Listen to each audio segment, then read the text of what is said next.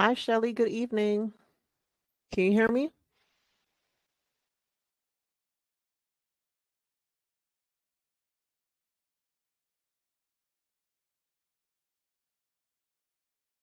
I can. Oh, hi. Good evening. Hello. I'm just trying to make sure I'm not on camera. No, you're not. I have it disabled. I, Um, I I had caught COVID last week, so I'm oh recovering, but no. I'm I'm in the so bed. sorry. All right. Yes, get plenty I'm of rest. listening. That's the key. That's Yeah. the key to it. I had COVID at the beginning of the year, and that's the key to it. You got to get plenty of rest.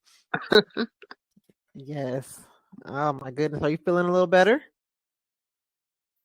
Yes, That's a good. lot better than in the beginning. It was terrible, but Yeah. now I'm just like trying to get my strength back and My be able goodness. to stay awake for longer than a couple hours.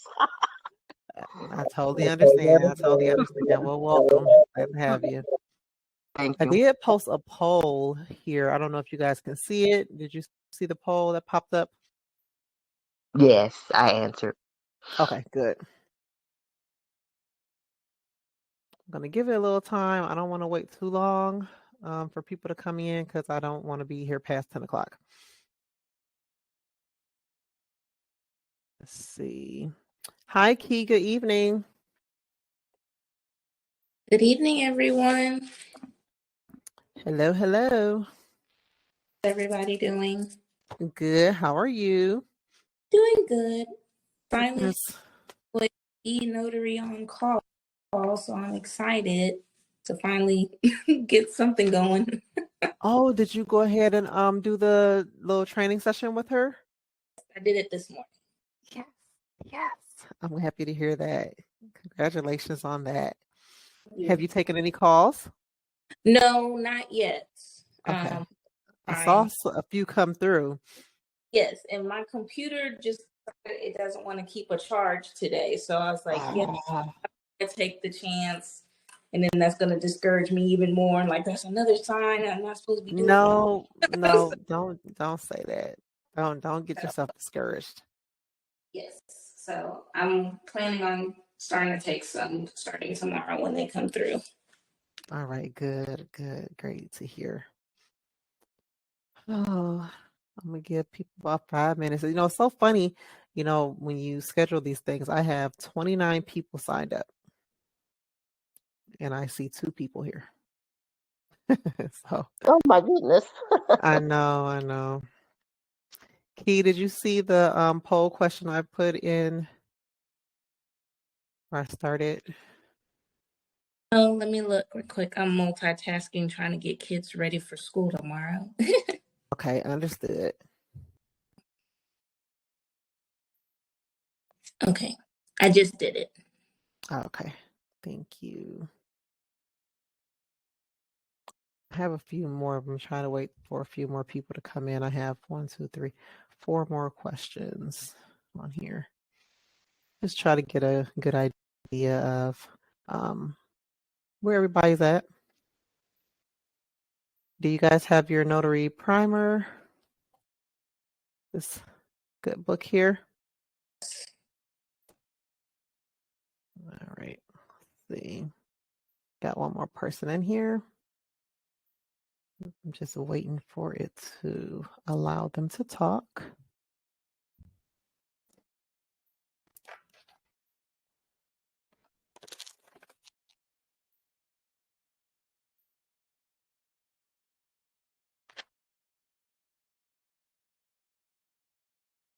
Oh, what's going on? It's connecting with microphone. There we go. Good evening. Welcome.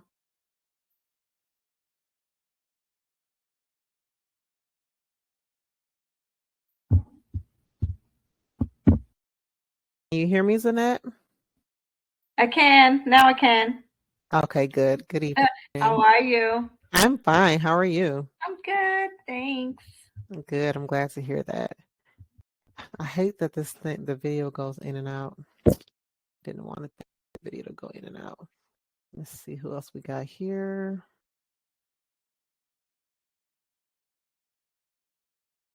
Good evening. Welcome. Guys, I put a poll out. If you could please answer the question, if you see it.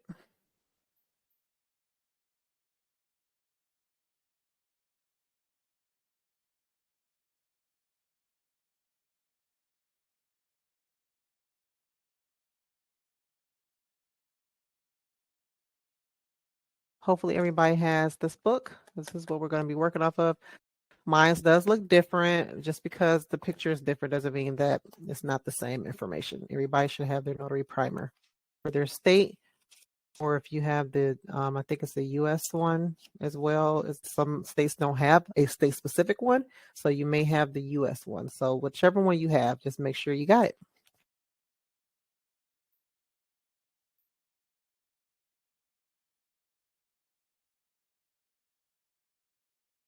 All right. I posted the next question.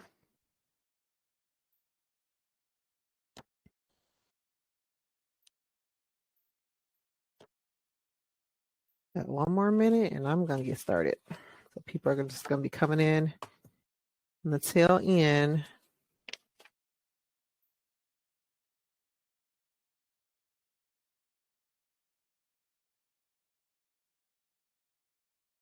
Okay.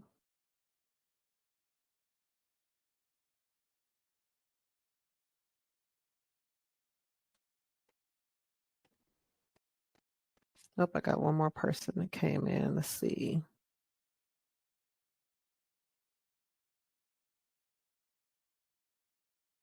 Good evening. Welcome.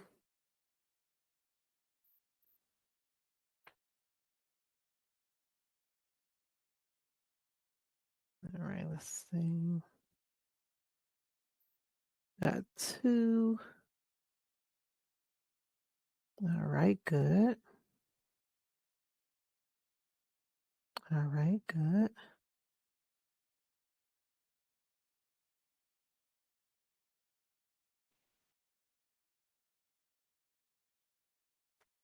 All right, so I'm going to get started. I'll just keep trying to keep an eye on people joining in because I do have to give everybody permission to speak, but you guys do have permission to speak if you want to unmute yourself and talk. But so welcome. What we're going to be doing tonight is we're going to be reviewing our notary primer or primer or whatever, however you pronounce it. The reason for this is because it doesn't matter whether you're new or seasoned.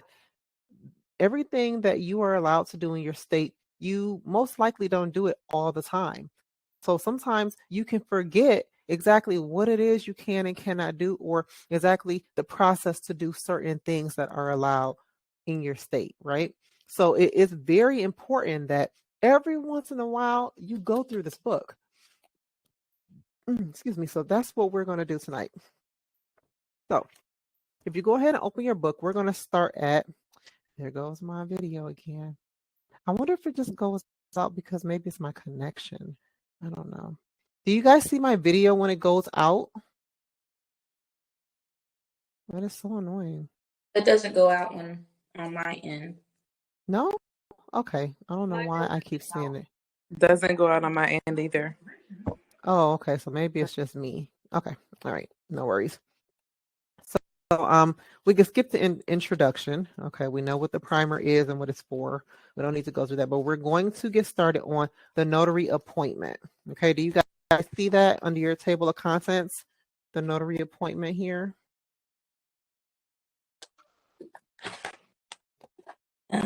Yes. All right. So let's get started on that part. Okay. Now this talks about the Notary Commission. Okay. Now we all know, obviously everybody here is commissioned already, so we all know what we need to do to be commissioned. But sometimes I see questions in the group where they're asking different questions that are like state specific. Okay. So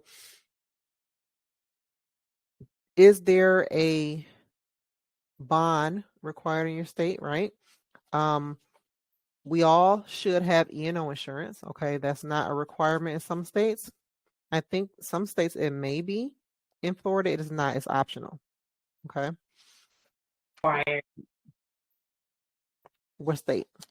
Texas. Texas is required. Okay, gotcha. All right, so we have here for Florida, there's a mandatory course, okay, that we have to take in order to qualify to be a notary here. Okay, we have to fill out the application, we have to do an affidavit of good character, pay an application fee. A permanent resident, this is another question. Some people ask questions. Can I be commissioned in more than one state? That answer should be in your primer. Okay, so for anyone on here, can you be commissioned in more than one state based on the information that you see in your notary primer?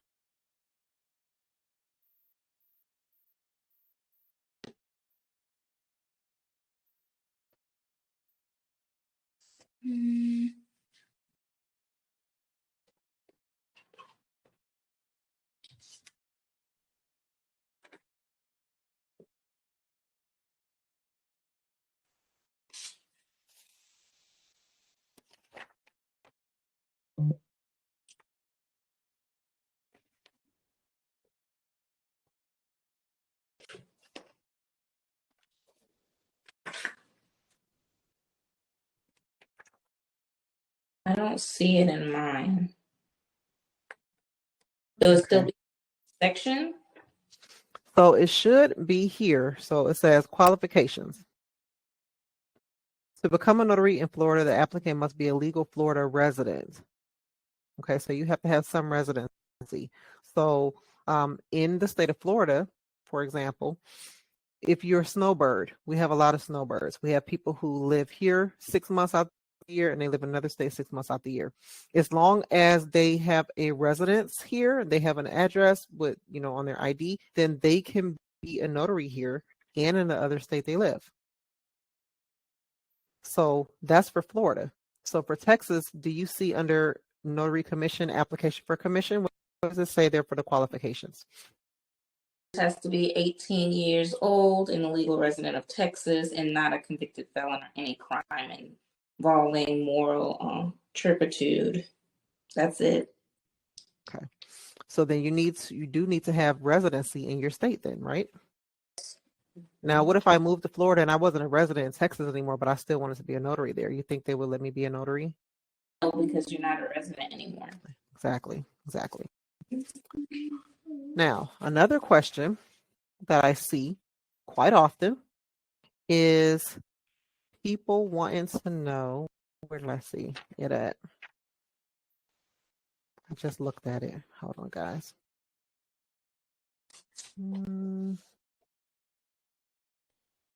I just read it. Where was it? Oh, can they be a notary in their business name, or can they use a nickname? Okay. What do you see in your primer?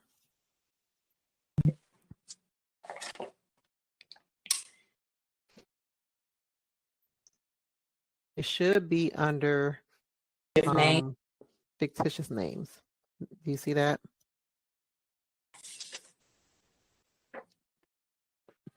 For the Florida one, it says an applicant may not submit a fictitious or assumed name except for a regularly used nickname on the application for commission. Correct. So when it's saying regularly used nickname, that would be like, those names where people, what is it, Richard? So for Richard, you'll be called what? Dick or Bill or something like that? Mm-hmm. Yeah, that's what that means. Like if you're called that on a regular basis, that's what you go by, then that would be like an exception. But no, my business name is Elise Notary Services. I cannot be commissioned under that name. I have to be commissioned under my given name. So that answers that question. Let's see. What about jurisdiction? Some states allow you to notarize documents in multiple states that are like bordering the state. Do anyone have that? No, Texas doesn't. State? No? Okay. Montana does. Anybody here from Montana? No? For Florida, It's just Florida. Our jurisdiction is statewide. We can only notarize documents within Florida. Now, that doesn't mean that the document has to be from Florida. It just means that if I am visiting my brother, for example, in Georgia, and I'm a commissioned notary in Florida, do you think I can notarize a document while I'm visiting my brother? No, I cannot, because I'm not commissioned there. But if my brother was visiting here and he needed a document notarized, I could take care of that here because I'm in Florida, right? All right. Let's keep going. All right. So changes. Now, we all know any changes that we make, we need to report it to the state, right? Change of address, change of name. And if we're going to be moving to another state, we have to resign. Okay. We can't transfer our commission. And they actually charge a fee for changes, it looks like, for Florida. It says if I change my name, I need to pay a $25 fee.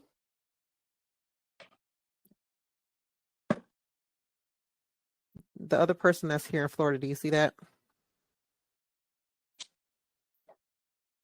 Where it says change the name. It says a writer to the notary's bond, the old commission paper, and a $25 fee must accompany the application. The notary may continue to notarize in the old name until receipt of an amended commission showing the new name from the Department of State or the passage of 60 days, whichever comes first. Hi, I'm from Ohio, and there's a $2 fee for name change. Oh, wow. Let me see. I got somebody else to come on here. Oh, Donna. Let's see. Good evening, Donna. Welcome. We're on the notary appointment right now. All right. So you said I'm live. I didn't call you. No. I'm on video.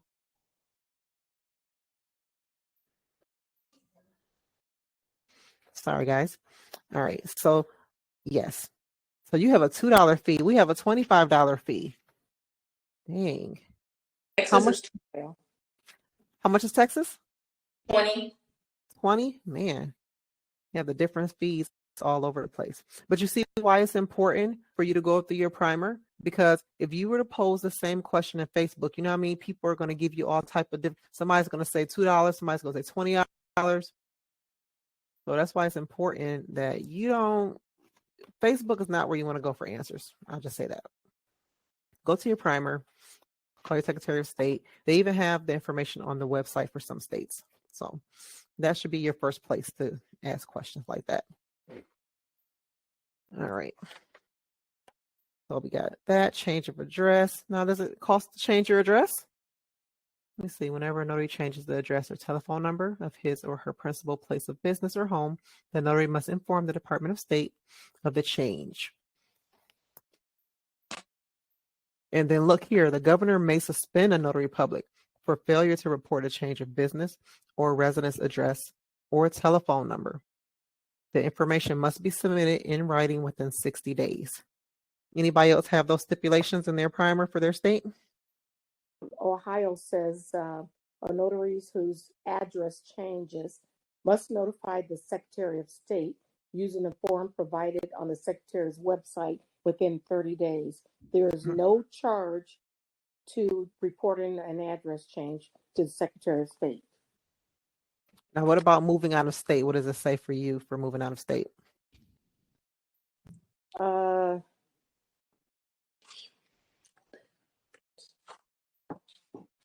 Areas that under? It should be right up in my book. It's right up under change of address. It says moving out of state, and then it says here a notary public who moves out of state must resign the commission. Mine doesn't talk about the moving out of state. It says up under it. It just says resignation of appointment, and then the death of notaries after that. Oh, okay. Wow. So Yeah. see, that's another difference. Ohio's 30 days, Florida's 60 days. What about Texas? I was just gonna say Texas, is the primer set up differently because we don't have the fictitious name. I didn't have that section at all. But for moving out of state, it does say that it's effective resignation if you do move out of state. In the procedure, Oh, says whenever notary changes their address, must notify SOS within 10 days after the change. oh my. And you can enter an address Yeah. change or submit a hard copy change address with the form that's on the website. Wow. This is Teresa from Ohio again. It is under resignation of appointment, and it Okay. says you have to resign a commission using the form, and then resignation appointment. If a notary moves out of state, you have to fill out one of these. There's no fee to resign a commission. Okay. So you have to resign if you move out of state. Okay. So you see the drastic change in the time frame. Texas 10 days. I'm 60 days. Ohio 30 days. You see all those are big changes, right? Big differences in the states. So this is good. I'm glad that you are all on here because it's important that we all realize how different each state is so that you don't go listening to other people when they're telling you what you can and cannot do, and then you find out they're not even in your state, and now you got the wrong answer. You understand what I mean? All right. And then lastly, before we move on, lost or misplaced commission certificate. What does it say for that for you guys? For me, it says a duplicate commission certificate of one that is lost or misplaced may be requested from the Department of State, Bureau of Notaries Public. Okay, that's easy enough. I wonder how would you request it though? Maybe online, or do you have to call? Like, that's another thing about the primer. It's like they don't really put all the information. It's like, okay, I can request it, but how? Yeah, the Texas primer doesn't even have anything about lost in the section. It might be somewhere else, but it's not in this section. Oh wow. Ohio doesn't either. Oh man. Okay. All right. So we are going to move on from the notary appointment. Did anybody have any questions or anything additional you wanted to go over that we didn't on here? No, I'm good.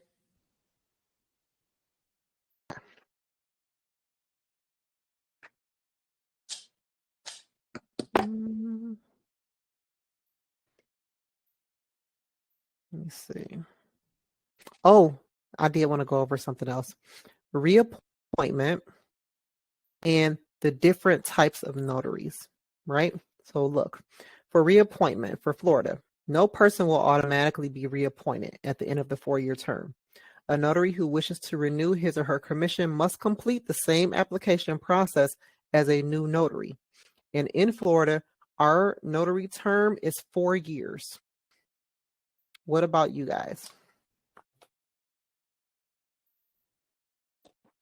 I believe ours is 4-2 for Texas. I'm trying to find where I just saw it. Okay. And then what about your reappointment? Is it ongoing or do you have to apply again? I think you have to apply again. Okay. But it doesn't say. It only talks about term of office, that it's a 4-year ending at midnight of the commission expiration date. But it doesn't say anything about reapplying, but I know for a fact we have to reapply. It just doesn't state it in the primer. Okay. What about Ohio? I think mine is 5 years. I'm trying to find it in this book. Okay. I think it's Now 5. it should be in the front because that's where we are for the notary appointment. It should be somewhere in there before you get to the next section. Okay. I found it for Texas, Bergeau. It's in a whole section before the term. So underneath the application, I have to go back for Texas. A notary may not apply to renew his or her commission earlier than 90 days before the expiration date. Oh, that's good to know. All right.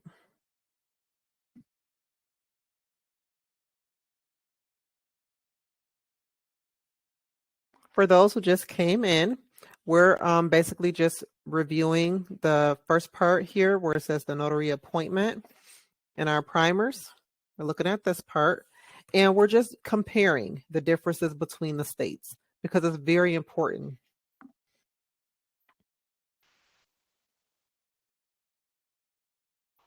And then not only that to see the differences, but to also update yourself on the information for your state.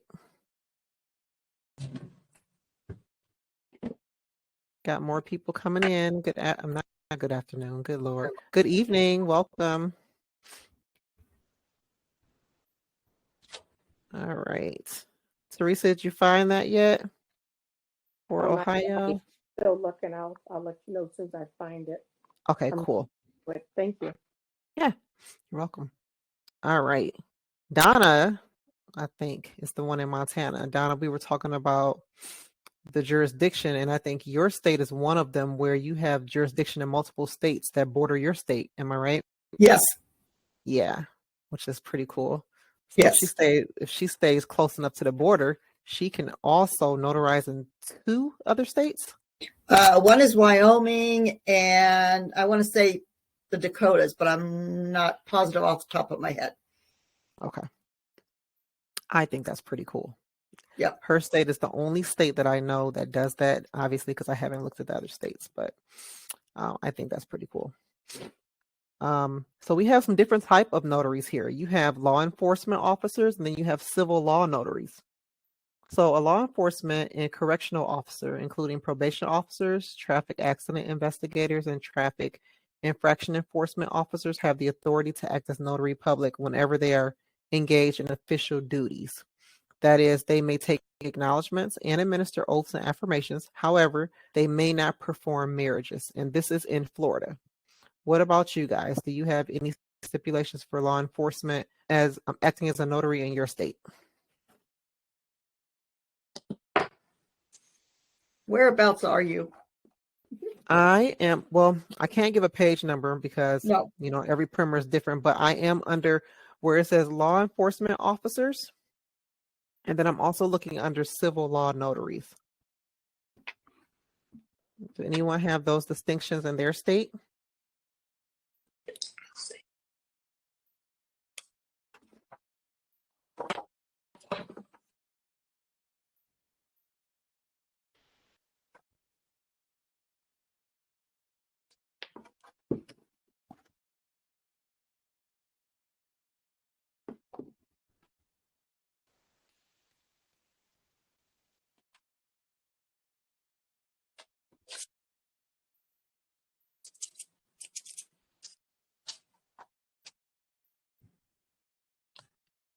See any of that in mine? Okay. Anybody else in a different state?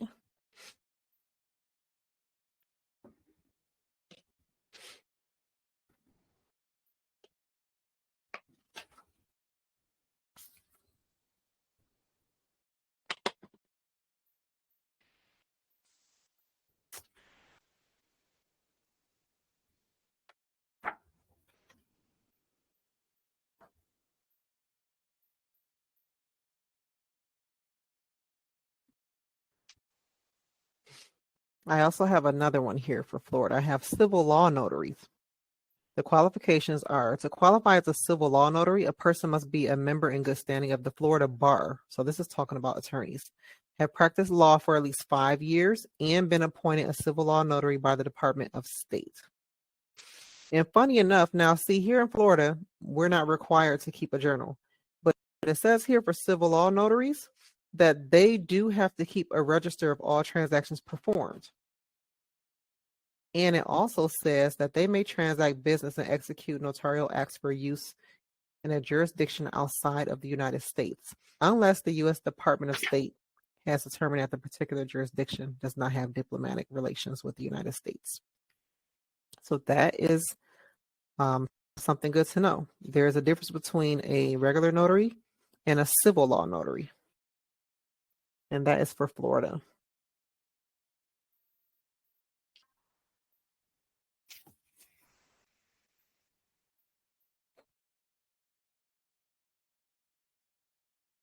You guys find the other information yet? Or should we move on and then come back? Yeah, we could You were we can asking, move on. I don't see any of it. So Oh, no. you're asking about the attorney notaries? Yep. Civil law notaries versus a regular notary. And then a law enforcement officer acting as a notary. Well, in Ohio, it says attorney notaries. Notary who is attorney admits to practice law in Ohio may hold the office as long as he or she resides in the state or has principal place of business or primary practice in Ohio and is in good standing before the Ohio Supreme Court. That's the only thing I see on that. Okay. All right. We are going to move on to screening the signer, and then we'll be done for tonight. Does everyone have a screening the signer section? Yes.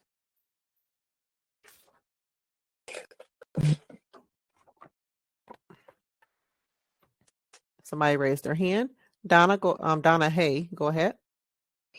I was just going to chime in on the civil law notaries. I Yes. believe that's because they can actually prepare the document and notarize it. So that's why Florida has them as the way they're commissioned. They can prepare the document and notarize the same document that they have prepared, whereas we cannot. That's very interesting. Thank you for that.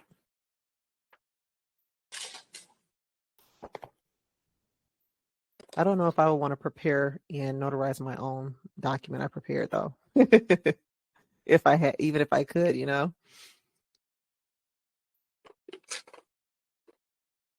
All right. Screening the signer. So screening basics.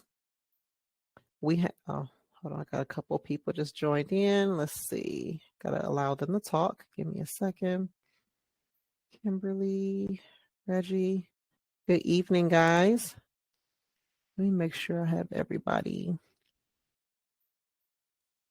Okay. I have to allow everybody to talk, everybody who comes in, guys. So bear with me. I think that's everybody. All right. So we're moving on to screening the signer. For those who are just joining, we're going to be looking at this section here. All right. you know what? I don't have that section. Really? I have to use the U.S. Notary Primer because we don't have one specific for our state, and it does not have that section. Screening the signer, huh? Nope. What about in your table of contents? Is there anything that is similar to that? Nope. That's sucky. It has notary liability and managing risk, notary laws and best practices. The notary public holder. Maybe it'll be under best practices. Well, it's Notary Commission, Common Notary Acts, Practices and Procedures, Special Circumstances, Misconduct in Electronic and Remote Online. Maybe it will be under best practices as far as screening goes. You can go on while I look. Okay, no worries. All right, so screening the signer. We do have some screening basics, okay? Obviously, you should be screening every customer that wants to get notary services from you, because I don't know if you guys have been looking at the lives I've been posting in the group, but I've been getting some pretty sketchy, customers and scenarios. It's like, you want me to do what? So yeah. So first and foremost, we need personal appearance, okay? Everybody who's signing the document needs to appear before you, whether it's online or face-to-face in person, okay? They need to appear before you. Every person who's signing the document needs to be put in your journal, okay? You need to be able to directly communicate with them, okay? I live in Florida, and for anybody else in here who lives in Florida, if you don't speak another language, that's really important. If you can't directly communicate with them, you need to send them to someone who can directly communicate with them, okay? I only speak English, so you can imagine how frustrated some of my customers can be when they call and they're like, "Habla español?" I'm like, "No habla español." Like, I'm sorry. I think that's about all I really can say in Spanish. But you do want to be able to communicate directly with them, not through a third party, not a translator, directly. Then we have the willingness. Does everybody have an idea of how to determine whether the person is willing and aware? Read the section. When you go to a signing, you can tell by body language. You can tell by their communication, how they're communicating with you. And well, that's the two ways that I look at. Body language is how you communicate. If you're well aware of the document, if you understand what it means, because as a notary, we can't explain the document to you. The only thing I know we can explain is the difference between a jurat and an acknowledgement. If it's needed with the document, we can only explain those two things is what I know. But other than that, I think those are the two ways that I would tell of willingness. Also, you can ask them if they're willing to sign this on their own free will. Yeah. Absolutely. You guys are right. You're both right. Now, sometimes that can be misconstrued too. Now, you may have a signer who is emotional about the transaction. They're willing and aware of it, but it's something emotional that has happened. And you could get that confused with them not being willing. Has anybody ever come across that before?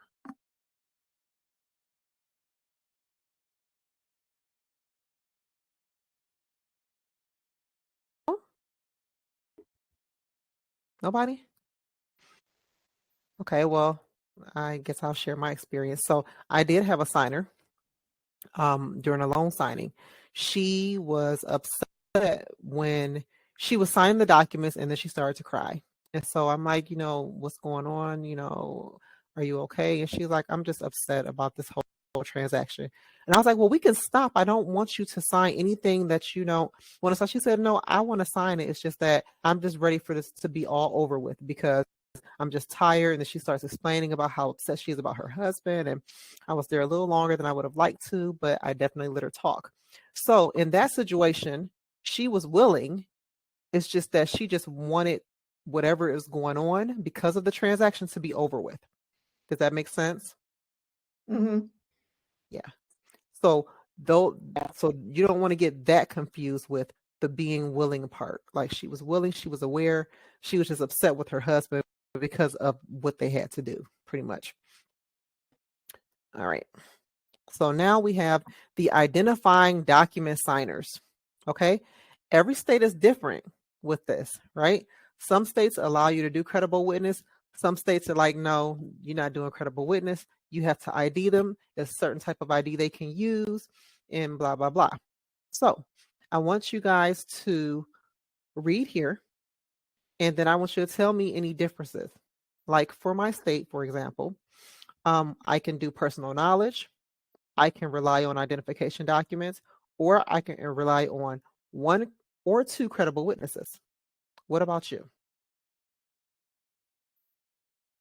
Same.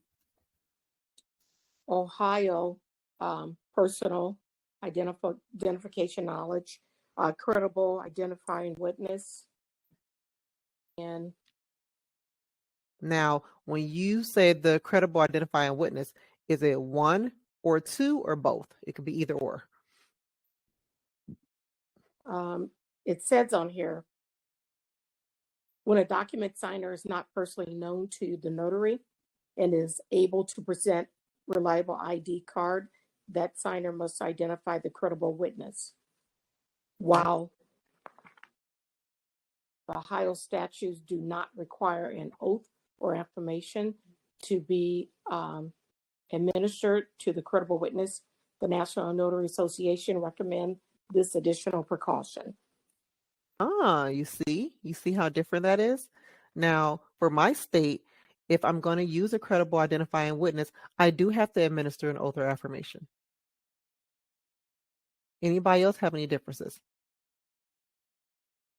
for us in Montana, it's for satisfactory evidence, it's proof by identification or by the vouching under oath or affirmation. So Okay. it's either one. Okay. All right. And then another thing that I've come across in teaching multiple states is that the requirement for credible witness. So, for example, in Florida, I can use one credible witness that is known to me and the signer, which is weird because it's like, why would I know them if they know the signer, right? Or I can use two credible witness that doesn't have to know me, but they have to know the signer. That Now, means they will bring them, right? yes, That would- exactly. okay. But in some states, it's even more difficult than that. So does anybody have any different stipulations for the credible witness?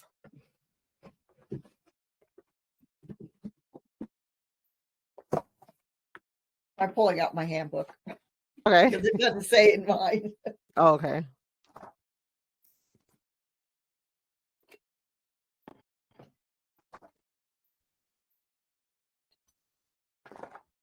Nobody have any different than what I said for Florida? Really? Have anything? What is it? Can you do credible identifying witness in Texas? Yes. And what are the requirements? Is it the same? Does it have to be on oath? Do they have to? No oath. As long as they must be personally known to the notary, and it must be reliable, honest, and trustworthy. Should appear competent individual, or not influenced, and should be impartial. So they don't even have to know the signer. They just got to know you. Yes. Wow, that's different than mine's. Okay. It does say, though, there should be a chain of personal knowledge linking the notary to the credible identifying witness to the signer.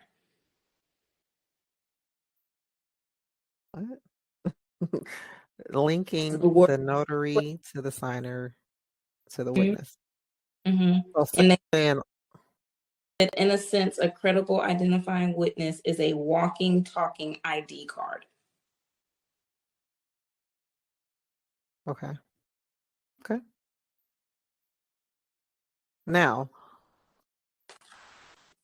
on the notary certificate, the notary must, this is for Florida. I'm going to keep saying that because I don't want anybody to be confused with what I can do in my state and what you can do in your state. In Florida, the notary must indicate on the certificate of acknowledgement or jurat the method of identification of the signer. Now, does anyone else have to do that on their certificates? And this is something that they started a couple years ago. Like, this was like an always thing. Like, they changed some of the different elements that we had to add to our certificates in Florida. So now we have to put on the document, if it's not already pre-printed, the method of ID used to identify the signer. Does anybody else have to do that? No. No? Nope. Anybody else?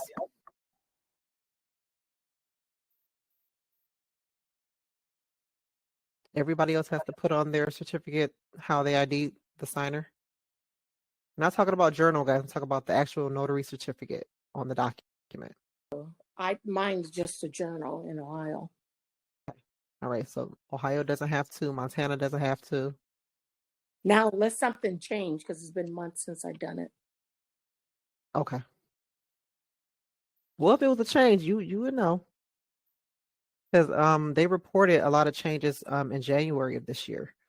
Any changes that were for any states. So Reading further for Texas that we do have to give an oath affirmation. to the credible witness? Yeah, to the credible witness. Okay. All right. And what about the ID stating what type of ID you use to ID the signer?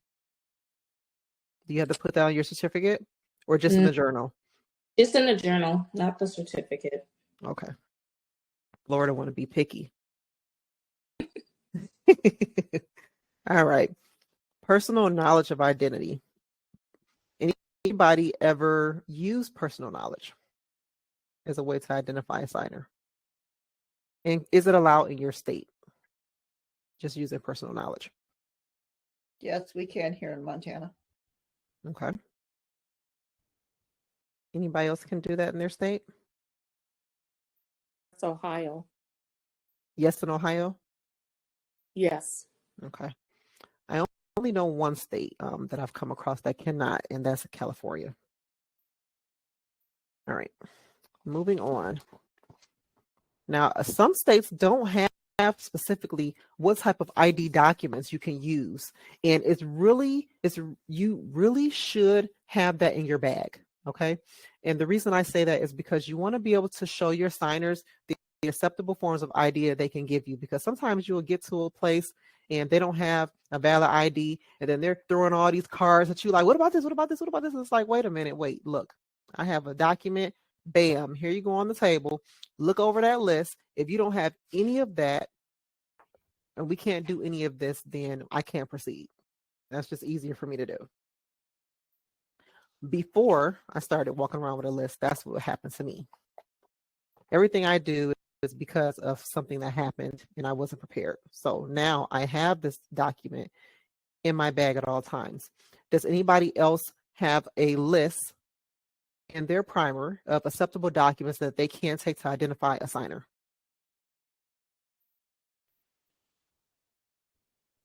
For it says Ohio driver's license or official non-driver's ID.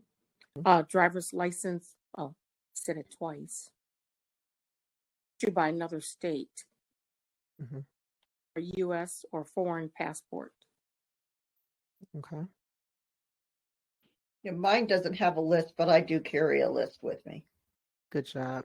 That's a good practice to have. Anybody else? Where do you get the list from? Just from here?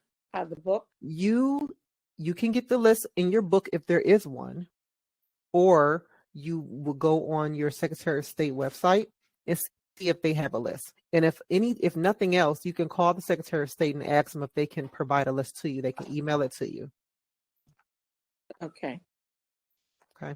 Luckily in Florida, we do have that. So crazy as some of our laws can be, we have been fortunate enough for them to give us a list. And it's a pretty thorough list of acceptable ID documents that we can take. So I definitely keep one on me at all times now. Now, what about the expiration allowance? Did anybody have that due to COVID? What was that? The expiration allowance. So, for example, here in Florida, we can accept an expired ID if it was issued within the past 5 years and bear a serial or other identifying number. So it can be expired, but it has to be issued within the past 5 years. And that's for Florida. Does anybody else state have that allowance for them to be able to do that? I don't see it in the handbook, but I know for us, it was 3 years. Okay. And is that expired 3 years ago or 3 years from the issuing date? I believe it's the expiration date. 3 years from the expiration, but I'll have to double check. We don't have that in the primer, so. Oh, dang.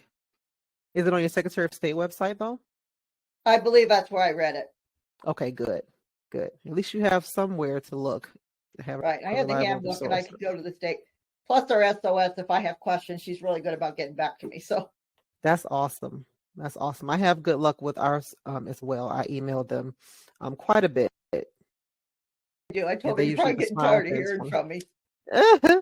Yeah, they usually respond within 24 hours, so it's pretty cool. Yeah. All right. Anybody else have the expiration allowance? And this is something that you really want to know. You know, you got to keep this, handy, whether you put it in your journal or on an index card in your bag. You need to know this because this is something they implemented because of COVID. During COVID, I don't know any other states, but here in Florida, you had to make an appointment to get your ID, any type of ID, So, for example, when I moved, I had to schedule my appointment. It was like a month ahead. So I couldn't change my address or anything. And then when I went, I couldn't get an ID because my ID was the old ID. So like I had to do a whole process. So I ended up having to come back. So this is why they have this allowance for us in Florida for those people who couldn't get an appointment. Let's say your ID expired today, but your appointment is not until 2 months from now. So this is why they have it. But ours is very specific where it's 5 years past the issue date and not expiration date. So that's very important to know the differences in that. So no other state gave the allowance for that with the ID? Yeah, mine don't say anything about it. Oh, wow. They're just like, if it's expired, then. And that That's might But be I, worth checking in. I think I read somewhere for Ohio, though, we'll accept it, but it's not recommended. I'm going to follow that now that you mentioned it. Yeah, you see why it's so cool to go over your primer every once in a while, guys? You end up coming across stuff like, oh, you know what? I forgot that. Or you know what? That is something I remember, So yeah, this is really cool. I'm glad that you guys are participating with me on this. All right, so let's see. Unacceptable ID documents. You guys see a list for that in your section here? Yes.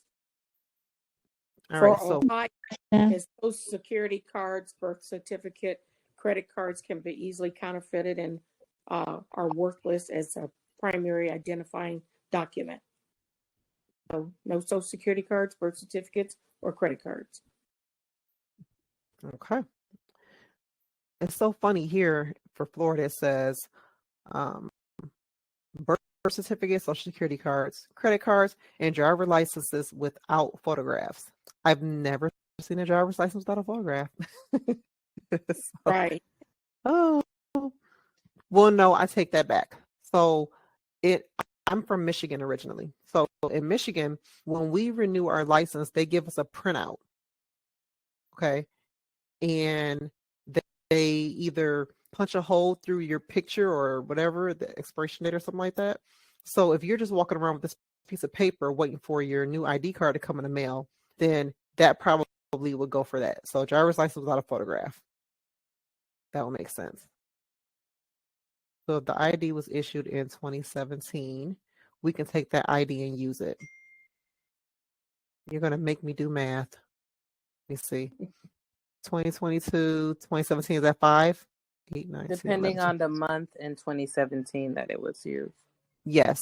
So depending on the month it was issued, so let's say it was issued in December 2017, then yes, we can still use it. All right, let's see. All right. Okay, so it says multiple identification. While one good identification document or card may be sufficient to us to identify a signer, the notary may ask for more. Can you guys think of a time why you would need to ask for more than one form of identification from a signer? The names are different, or they recently got married. Bingo.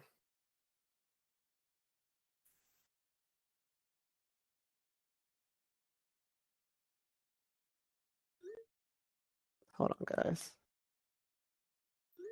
Somebody's texting me. I think they end up getting disconnected. But I think they can still rejoin. Okay. All right. So bingo. Yes, absolutely. You would need to ask for multiple forms of ID so that you can make sure that they're known by however many different names you see there. Okay. All right. Credible identifying witnesses. We pretty much read on that, right? Everybody knows what the qualifications are for a credible identifying witness, right? Right. Okay. Now, the one thing though that we definitely want to make sure of is in some states, you have to use a specific certificate when using a credible identifying witness. Did you know that?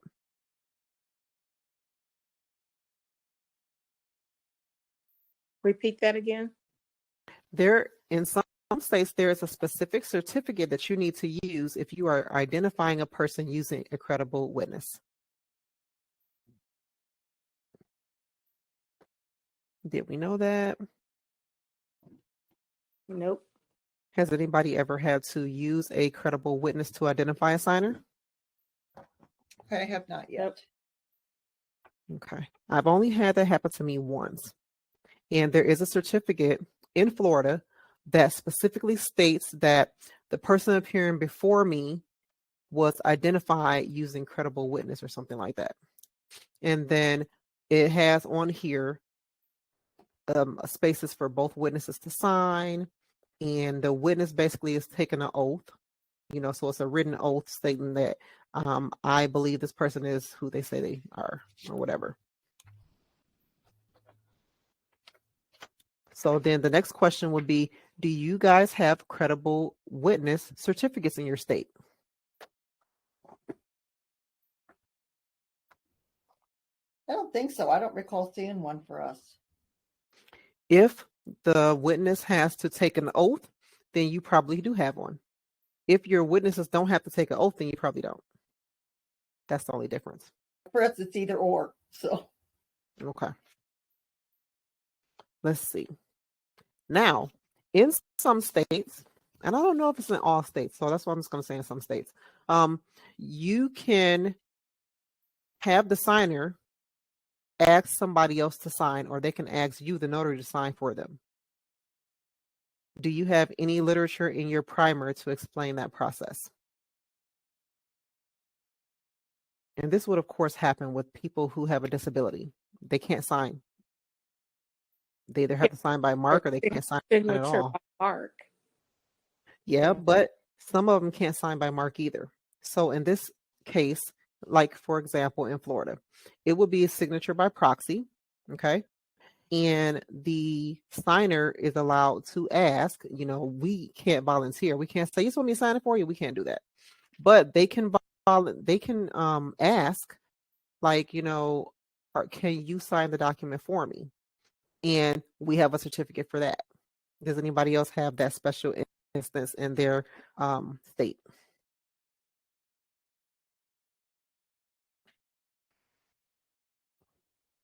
I don't see anything.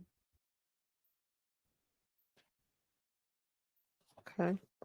Yes. So here in Florida, I was just telling them, Reggie, we have a special request that we can do for our signers that are disabled. They can either sign by mark, or they can ask us, the notary, to sign, and that will be considered a signature by proxy. Okay. And there are some special steps that we have to take, obviously, to do that. There's a special certificate for it as well. So does anybody have that in their state? Donna says she doesn't think so. Teresa, you said you don't either. It says on here, marker must be positively identified, just like any other signer, but because a properly witness is marked regarded as signature by custom in law, the notary is not required to use any other special procedure or certificates. Although special certificates are not required, the following is a sample acknowledgement form for signature by mark. Okay. And you guys don't have a signature by proxy? I don't see that in there, no. No? Okay. That's okay. Some states don't have it. But you do have signature by mark. Okay, so that's good.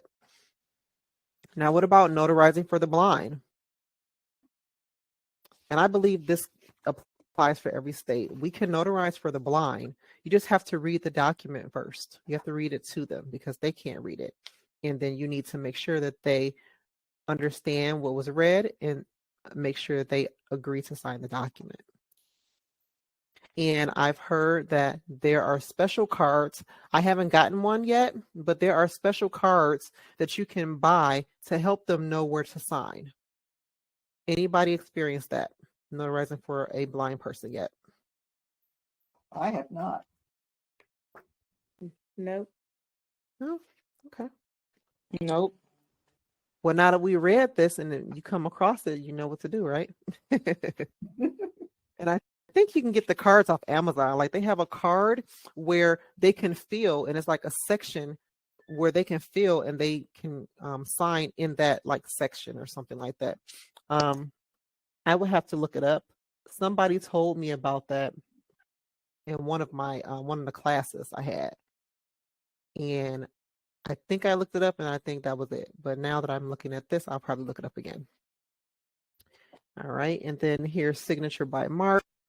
Now, when you're doing a signature by mark, for those who can do it in their state, in my state, we have to have a witness for the signature by mark.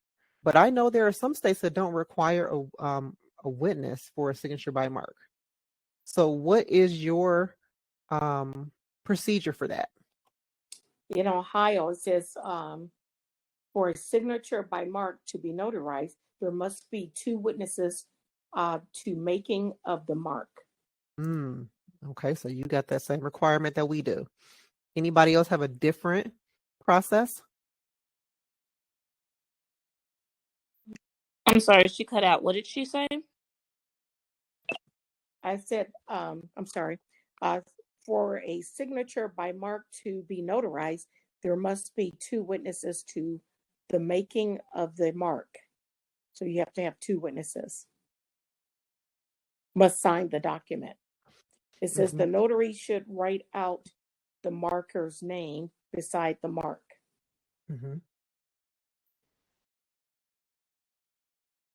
All right. And that's the same thing for here in Florida as well.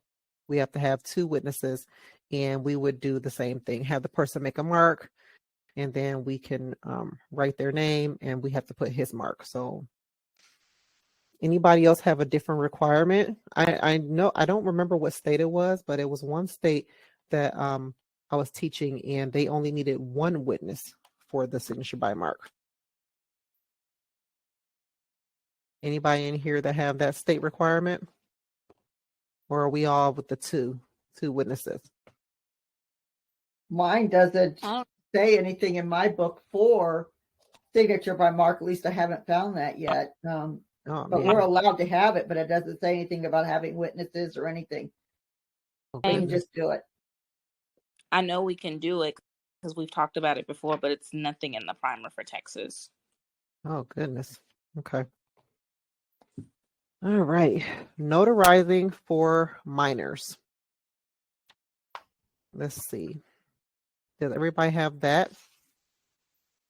Notarizing for minors? Yes. Okay. So let's see. For Florida, let's see. It says generally persons must reach the age of majority before they can handle blah, blah, blah. In Florida, the age of majority is 18. Normally, parents or guardians will sign on a minor's behalf. In certain cases where minors are engaged in business transactions or serving as court witnesses, they may lawfully sign documents and have their signatures notarized. So what do I have to do that? It says that I must include the age next to the signature. When notarizing for a minor, the notary should ask the young signer to write his or her age next to the signature to alert any person relying upon the document that the signer is a minor. The notary is not required to verify the minor signer's age. What do you guys have for your process for notarizing for a minor?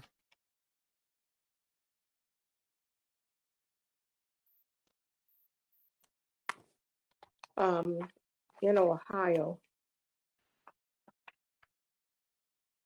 notarizing for a minor, the notary should ask the signer to write his and her age next to the signature to alert any person relying on the document that the signature signer is a minor.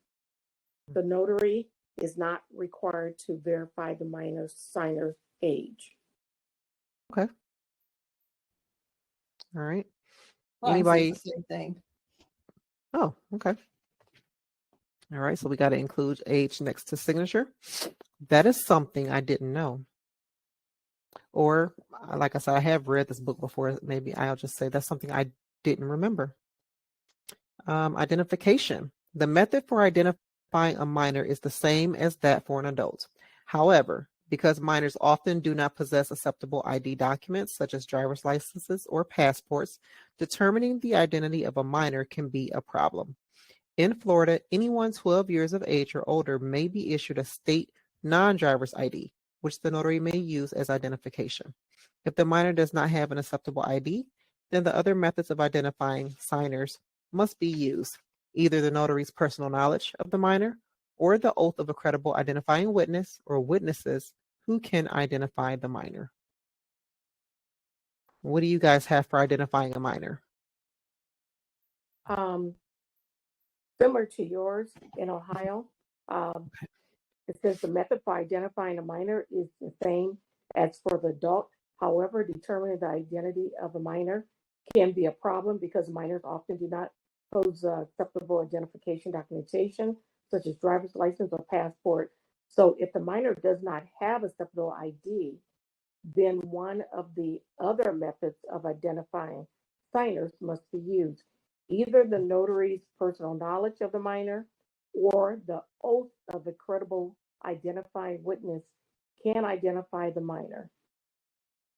And that's it on that one. That's it. How old does a minor have to be to get an ID?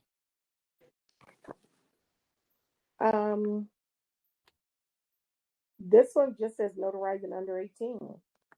Sheesh, you see how many gaps they have in these? It's like, my goodness, guys. Notarizing under what? What is yours? Notarizing under?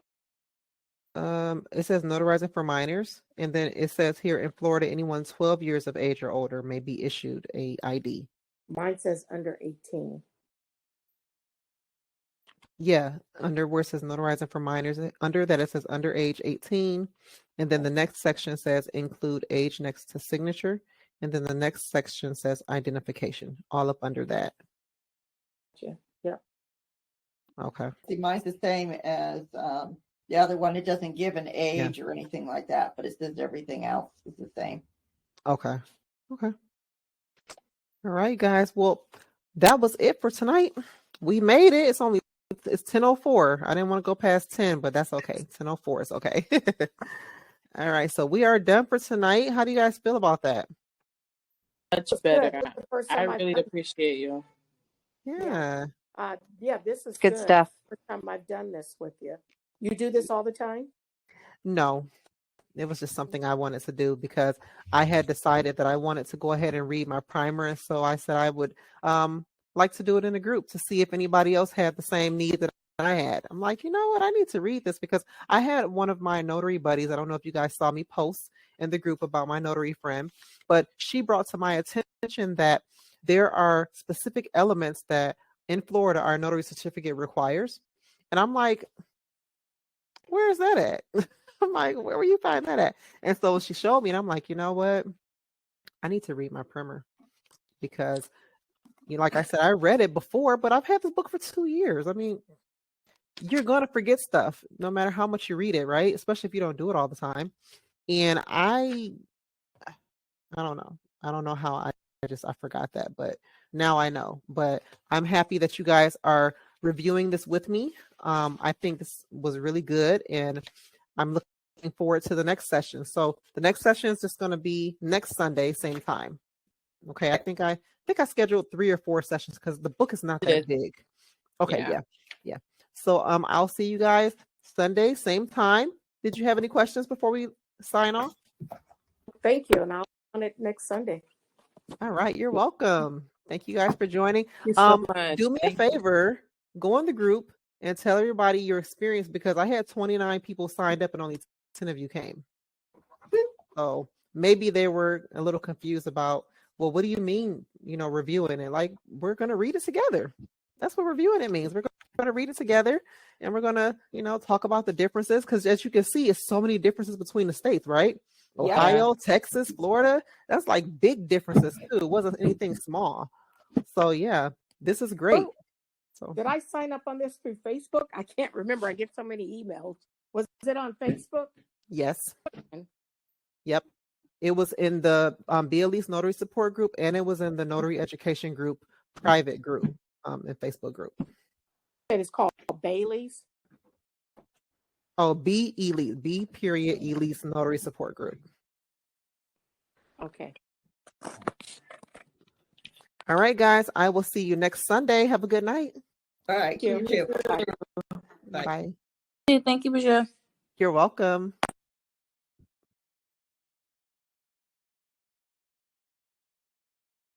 Let's see.